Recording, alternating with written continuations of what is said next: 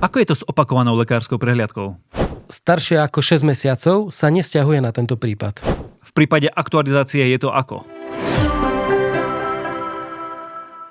Moji chalani, ktorí majú preukaz na obsluhu vysokozdvižného vozíka, majú ísť po 5 rokoch na aktualizačnú odbornú prípravu.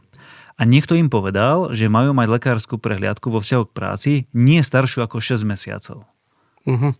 No, táto podmienka sa vzťahuje len na základný kurz alebo pre potreby vydania preukazu. Ten vek lekárskej prehliadky nie starší ako 6 mesiacov.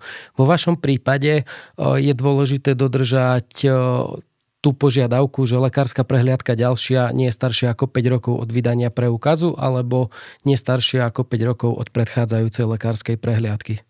OK. Ak by som chcel aktualizáciu robiť častejšie, lebo to môžem, každý rok, každé 2 roky, 3 roky, má to dopad na lekárskú prehliadku? Nemá to dopad, platí tam to isté. AOPčku robíš najneskôr do 5 rokov, kľudne aj každý rok, a lekársku robíš nezávisle od AOPčky do 5 rokov od tej predchádzajúcej. Čiže kľudne rob AOPčku každý rok, keď chceš a nemáš čo s peniazmi robiť.